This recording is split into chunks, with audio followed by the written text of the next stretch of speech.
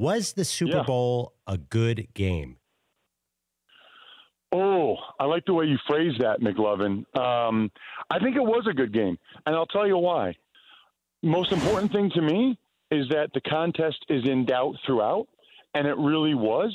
You know, you get to the point where you've got Jared Goff moving the ball down the field to try to get a game-tying touchdown.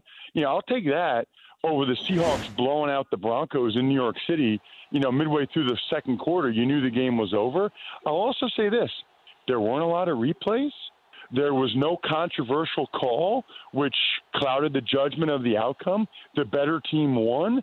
I thought it was more great defense than it was bad offense. Now, look, there was some bad offense involved, but I was amazed at how prepared the guys were on defense for both teams. I mean, Ndamukong Suh and Dante Fowler making plays on screens and draws and jet sweeps.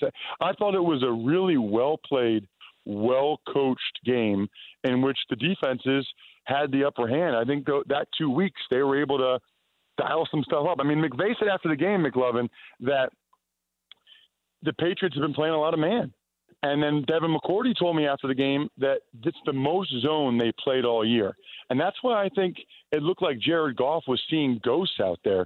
So I will say I thought it was a good game. I'm not going to say great game, but I'll say if the poll question is good, I'll go with yes, it was a good game. So it felt like the officials were letting them play last night. And like you're saying, there was no controversial calls really, and it didn't seem like there was necessarily a lot of penalties.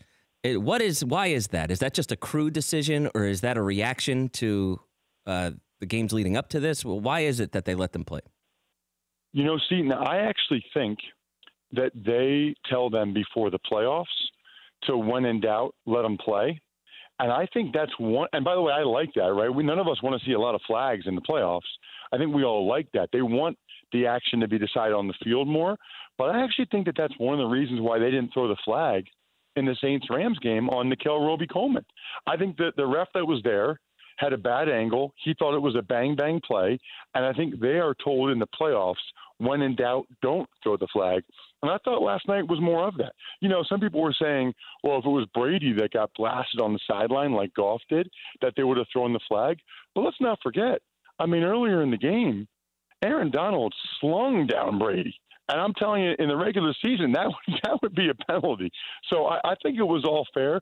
In the secondary, you know, Peters was pretty physical, as was Stephon Gilmore. I thought all of those were good no calls. I thought it was a really cleanly, well-played game. Even the foul they called on Robey-Coleman, I know some people were complaining about that. I thought that was textbook helmet-to-helmet of a defenseless receiver. You know, Burkhead had just caught the ball. So I think they let him play, and I think that we're all the better off for it. I don't think anybody wants stoppages of play, more replays, more flags.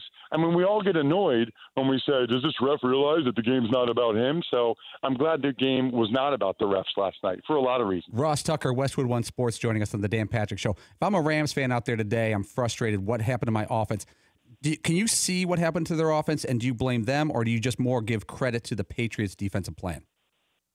I would say I mean, like you guys know already, it's always a combination of both. I did think that the Patriots had a really good plan. They could not get the run game going. You know, 8 consecutive third downs they can't convert.